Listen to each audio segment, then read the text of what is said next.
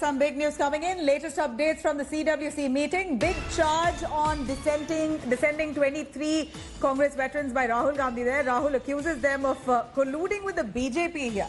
Also questions the timing of demand for change in leadership.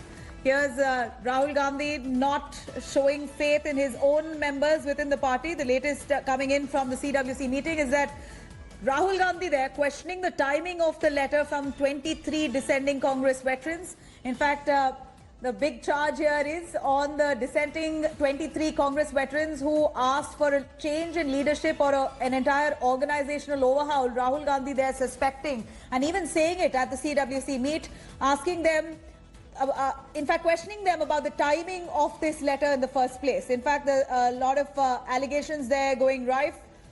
Rahul Gandhi accusing them of colluding with the BJP, also questioning the timing of demand for change in leadership. Rahul Gandhi there not showing faith in his own members. 23 veteran leaders, remember, within the Congress had written a letter to the Congress chief asking for an organizational overhaul. Here is Rahul Gandhi not very pleased with the timing of the letter. He says that Congress already had so much in its plate. It was fighting Madhya Pradesh, fighting Rajasthan. Sonia Gandhi was unwell. At a time like that, 23 members to actually come together and fight for, ask for an organizational overhaul. Knowing very well that Rahul Gandhi has always been pushing for a fair electoral process to elect the president.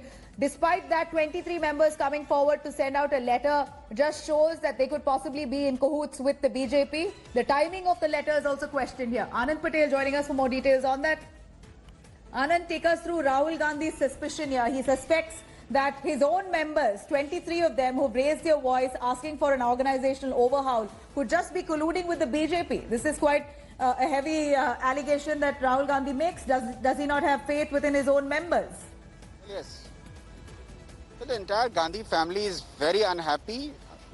Sonia Gandhi as the interim president, Rahul Gandhi, former president, and Priyanka Gandhi Vadra, General Secretary of the Congress Party. The entire Gandhi family is very, very unhappy, and they're expressing their severe displeasure over the manner in which this letter has been written. Now, this comes in at a time when the party was fighting so many battles. Remember, Madhya Pradesh government was taken down. Then there was crisis in Rajasthan, and Sonia Gandhi was not herself well.